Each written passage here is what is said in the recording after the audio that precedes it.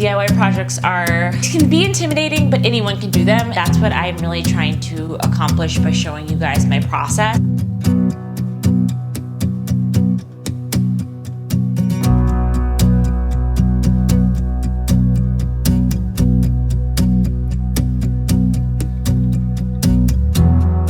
Hello friends, how are you?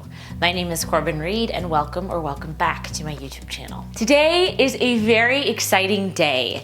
I am bringing you part one of my kitchen makeover. So a lot has happened over many months to get me to this point. Part one of this video is me showing you how I refaced my builder grade laminate cabinets and turned them into shaker style cabinets. It was a big process. I have like 30 some odd cabinets, and I live in a townhome, so there's a lot of up and down the stairs, but I walk you through this step by step and then how I paint them. So there are some tips and tricks for sure, and I use some really fun tricks to create the shaker style on that flat laminate front. So be sure to stay tuned so you can find out all of those tips and tricks and hacks.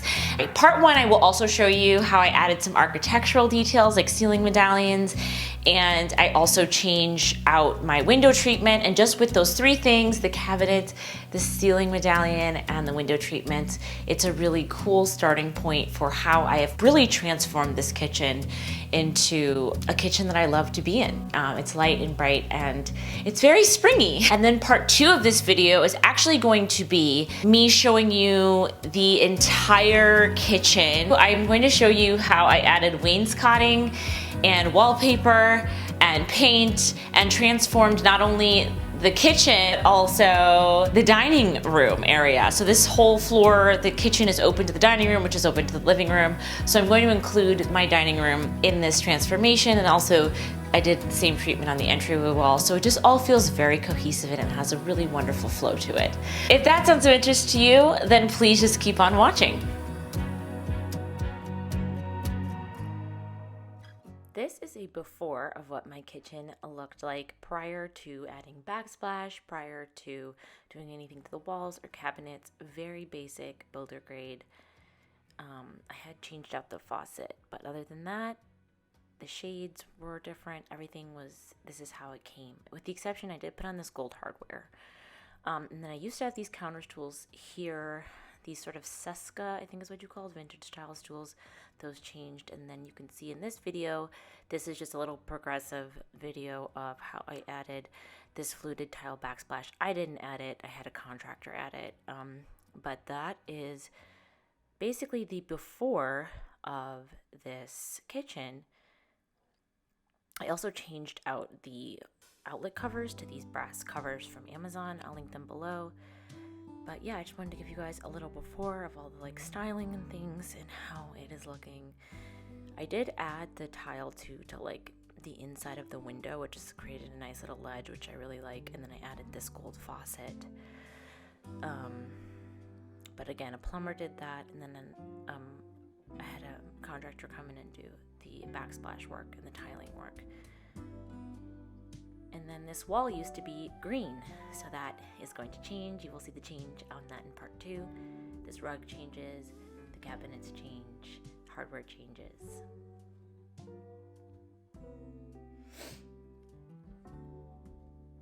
So I started by taking down these blinds.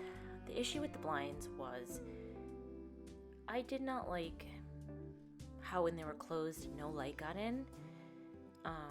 And if they were open, I had zero privacy. Whereas with a Roman shade, which is what I ended up getting, a woven Roman shade from, I believe, blinds.com. I will link the shades that I ordered down below, and they give you custom dimensions. But the Roman shade, the woven shade, the light comes through when it's closed, and you can adjust the height for privacy.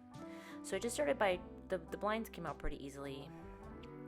So now I'm just taking the hardware from the blinds off so that I can make room for the new custom woven Roman shades.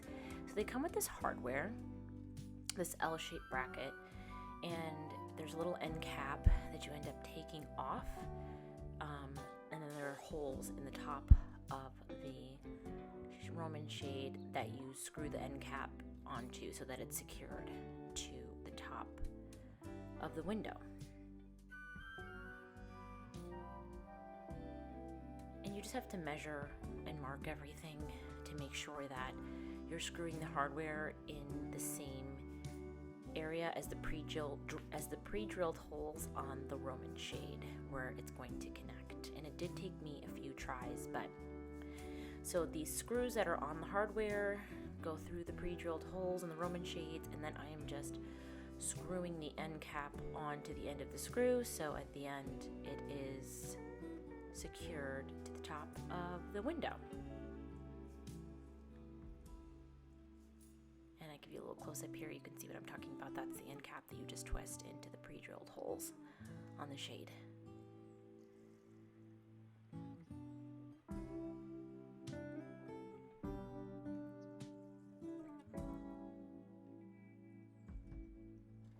And I got the ones where it is manual, so you just pull it down when you want it down and you push it up and it stays up.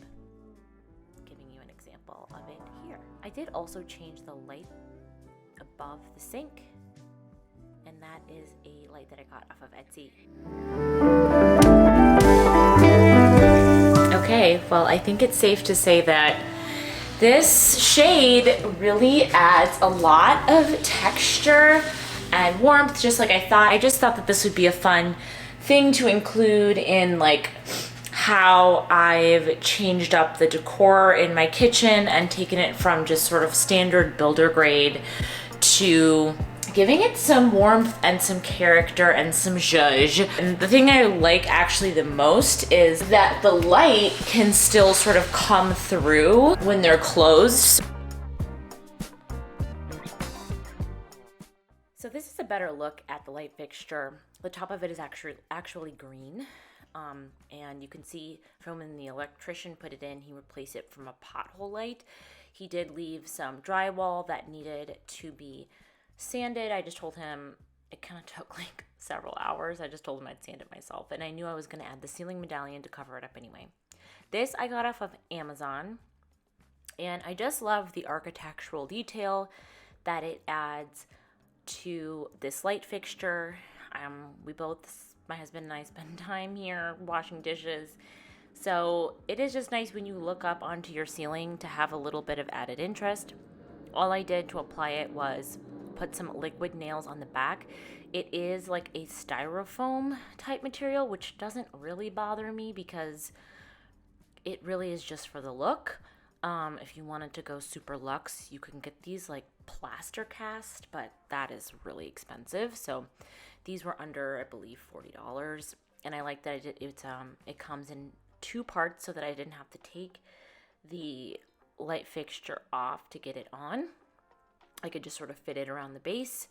So then I just adhered the two pieces together on the ceiling, and once they were well lined up, I used my brad nailer to go in and with extra security just add a few nails.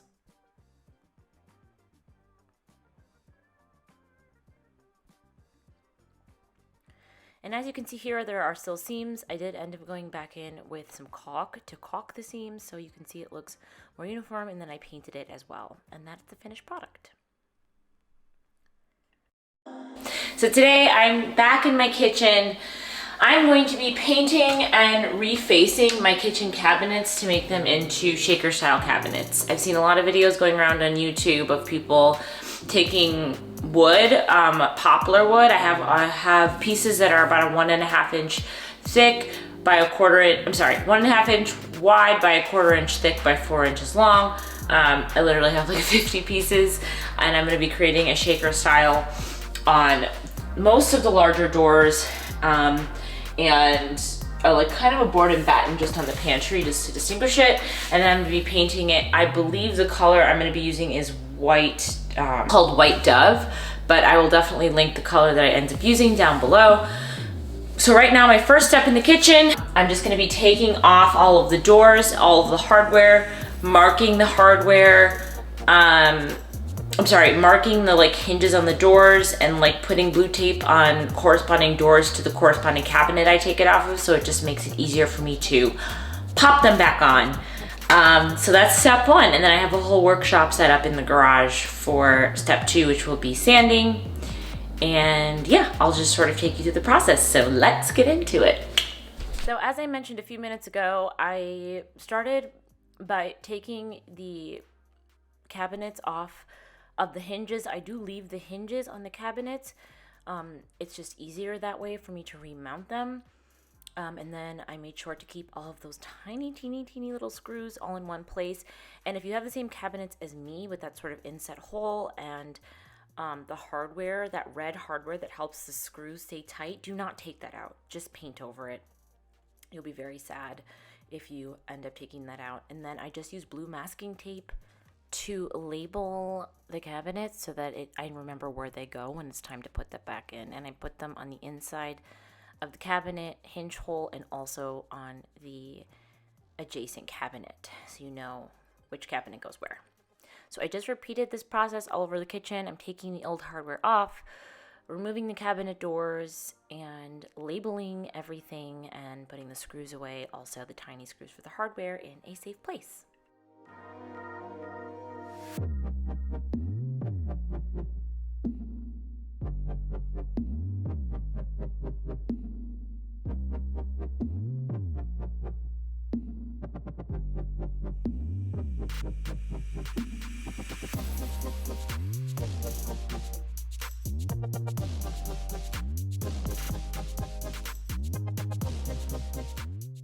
All of the uppers and lower cabinets were off. I also had to do the cabinets on the other side of the island.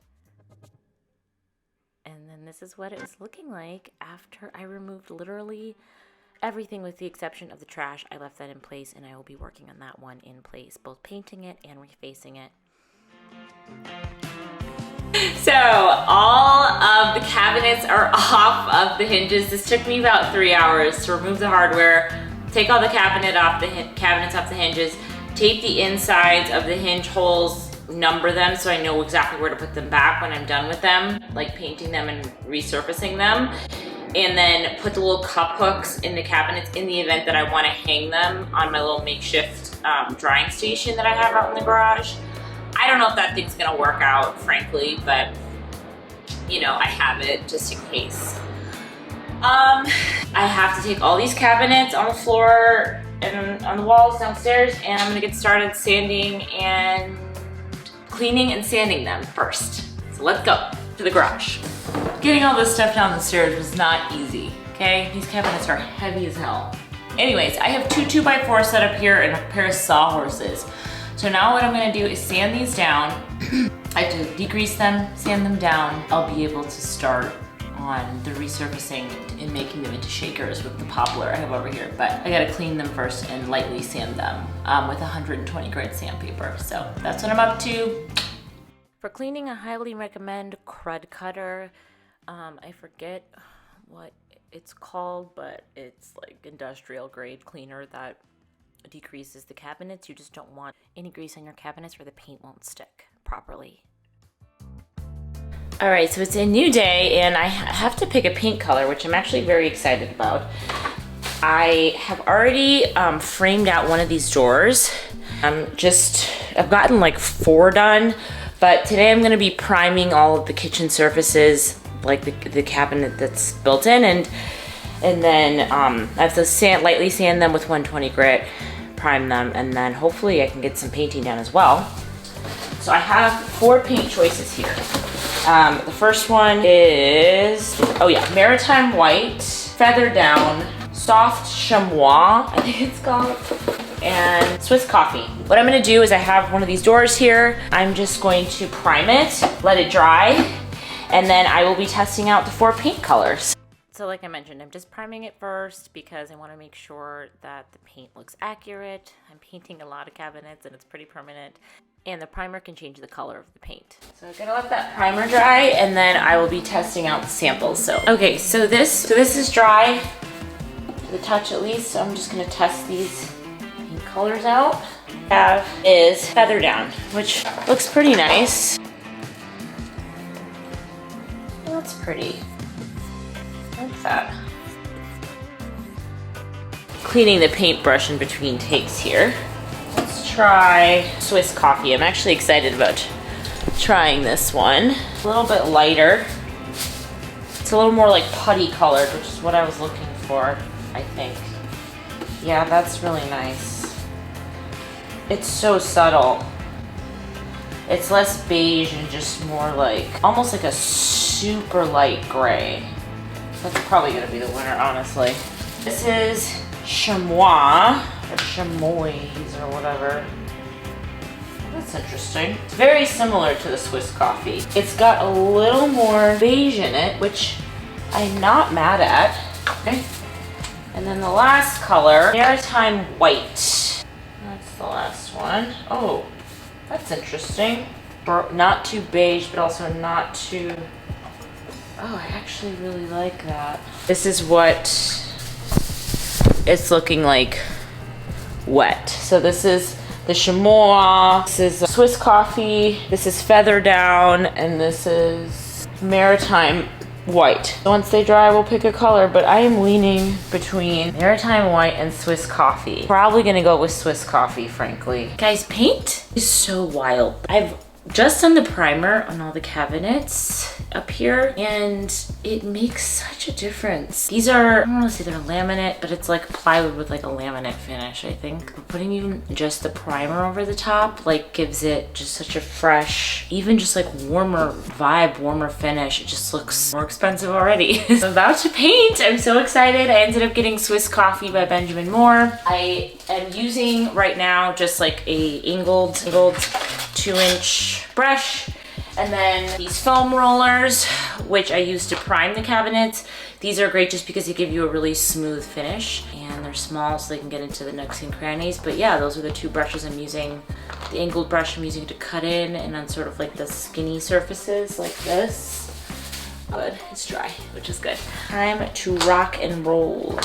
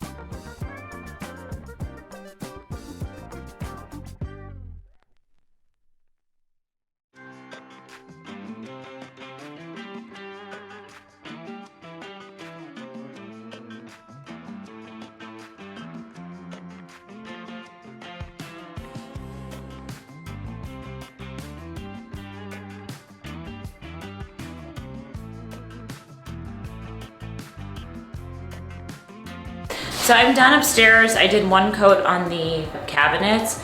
So I have to make a ton of shaker faces on these. So I'm just gonna do a little bit every day, and plus the first coat of paint has to dry for like 16 hours before I can do a second coat. So my goal is to get like, I don't know, 10 done tonight, and then hopefully I can finish the rest tomorrow. So I'm gonna show you how I do it.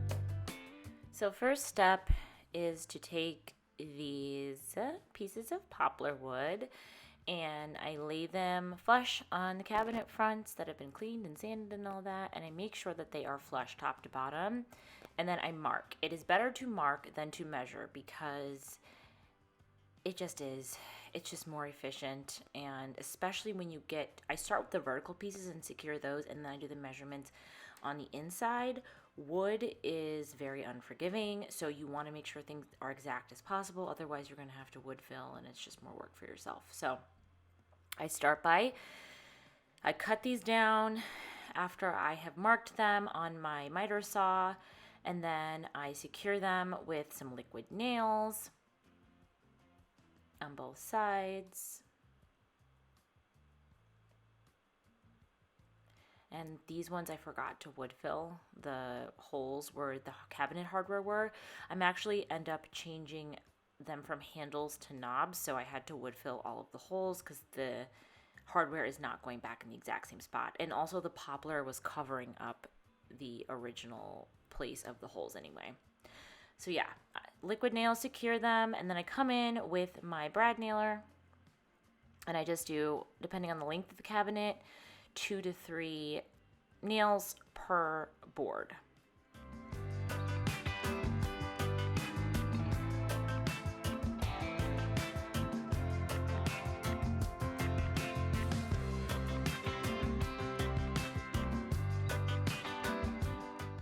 After the vertical pieces are secure, you are going to be safe to measure the horizontal pieces. This is difficult to do if the vertical pieces aren't secure because they'll be slipping and sliding, and you want to make sure that the width of the horizontal pieces are as accurate as possible, like I said before. So I just follow the same process of making sure it's flush, taking a pencil, marking it, then going over to my miter saw, cutting it, adding liquid nails, adding brad nails, and yeah.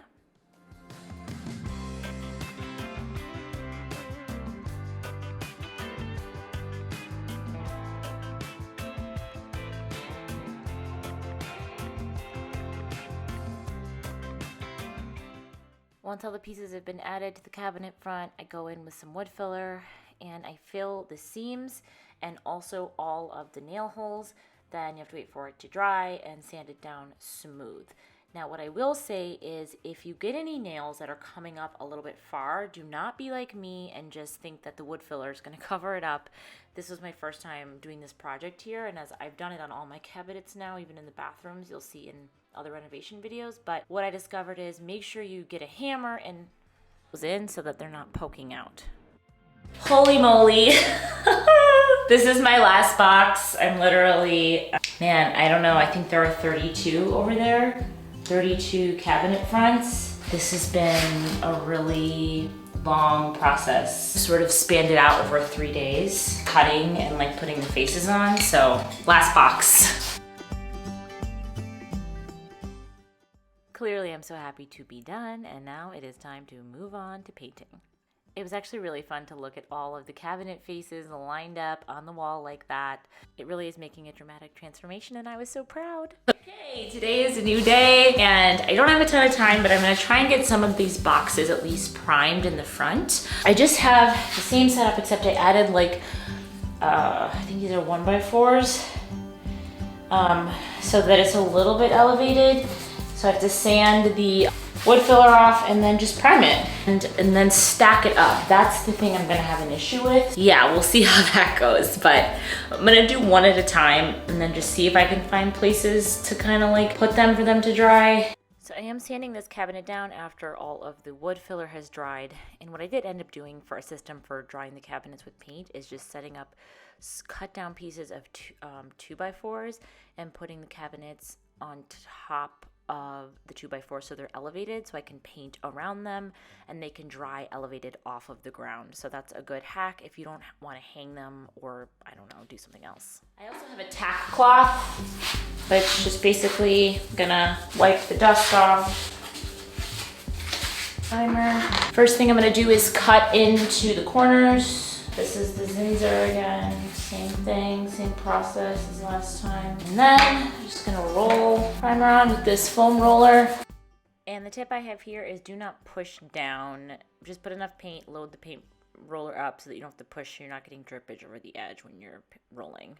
And it should go on pretty smoothly. You absolutely do not need a sprayer. This process can take a little while, but it's also less messy and requires less prep.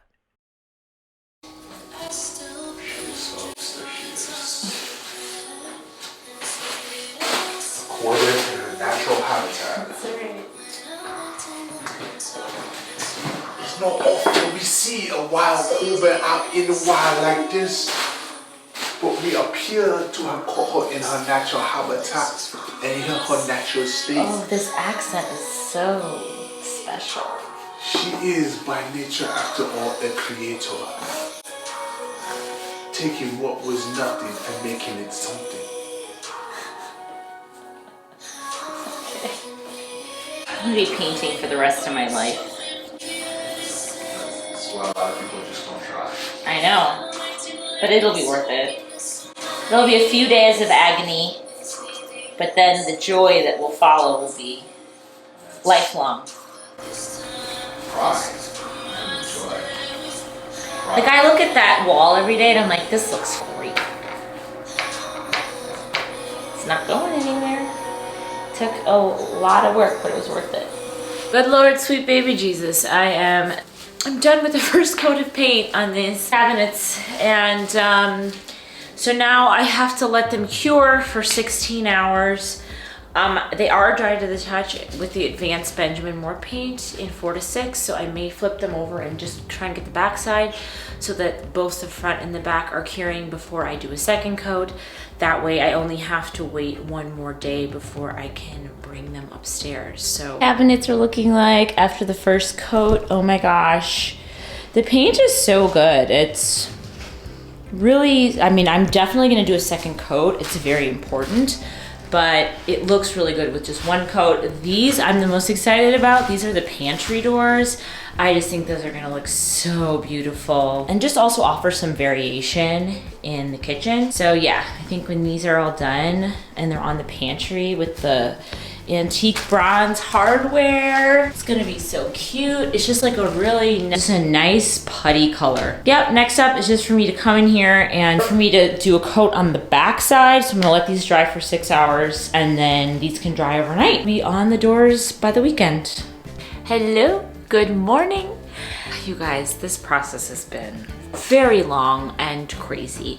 However, today is the final day and it's really chilly, which is, I'm actually glad that I waited this long to do this project, because doing all this painting, usually when I would work in my garage, like when I was doing the molding on the walls and stuff in the hallway, which either by now I will or will not have shown to you, but it's coming if I haven't shown it to you yet. I was out here cutting for hours, like all day, for like 2 days, and ass off. It was like 100 degrees in LA. So it's been so nice to work in the garage and have it be chilly, especially because I've been working down here for on and off for about 2 weeks now. This has been a really long project. I was naive enough to think that I could get everything done in like 5 days. Yeah, no. Actually, at first I was like, maybe 3 days. Yeah, right. Today is the last day. I'm putting a coat of paint on these guys. One more coat. They cured overnight for 16 hours. So now I'm just gonna do a second coat on the front and the back, and then let them dry. They do dry to the touch within 4 to 6 hours. So I probably, because I have to let them cure too, like I could probably put a couple doors on tonight just to see how they look. Like I have the pantry doors. I'm really anxious to get those back on, because that's kind of the first thing you see when you go upstairs and when you see the kitchen. So maybe I'll try and get those on. I want to see what they look like. I've been working so hard on these. So I'm at least gonna put probably a few up tonight when they're dry. Round 2, so I'm not gonna make you watch me paint. I've already kind of shown you what that looks like. It's very boring. All right, this is the the cabinet fronts with 2 coats of paint. It's very even, it is not dry, but it's really beautiful. These are the ones I'm the most excited about.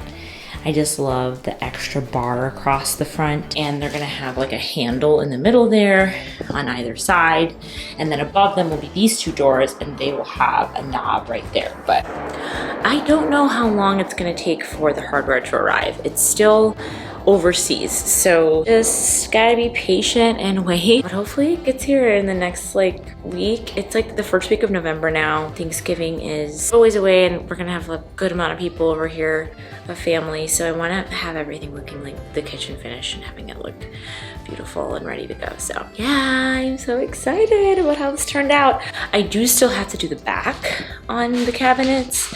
I've contemplated not doing it just because I'm like, oh my god, but I think it should go pretty fast. And it's like one of those things where if I don't do it now, I might look at it later and be like irritated that I didn't do it. It's just like, do it right the first time, you know? Okay, good morning, you guys. So as you can see, I'm back in my kitchen, and excuse like the sweat marks and stuff I just worked out. The doors are back on, which I'm so excited about.